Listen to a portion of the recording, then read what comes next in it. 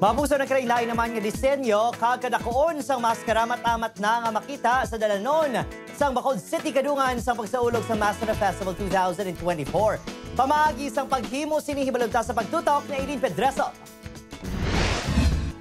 Hindi ma-feel ang Maskara Festival sa City of Smiles kung wala ang simbolo sang pagkamasinadjahon kag pagkapositibo sa mga Bacolodnon, ang maskara. Pila ka adlaw antes ang highlights ng selebrasyon, bida ini sa mga dalanon. Makita nang halin sa pinakamagamay, tubtub sa pinakadako nga sizes ang maskara nga handmade sa mask makers.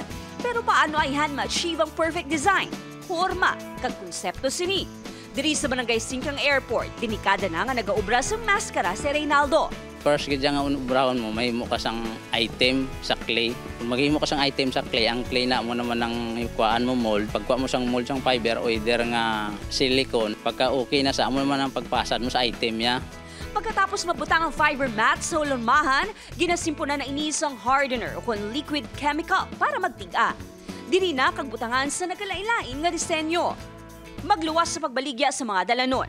Suki si Reynaldo bilang mask maker para sa pila ka contingents sa arena and street dance competition.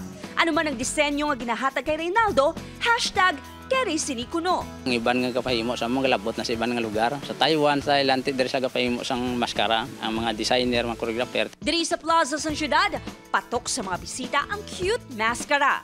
Halin sa mga magnet, keychains, kag iban pa nga souvenirs sa Maskara Festival. Ang patok sa bisita, ang mga props para pang-design nila sa ilang mga restaurant, sa ilang mga hotel. OT man ma'am kasi syempre ng mga design ka pa, mabutang ka pa mga beads.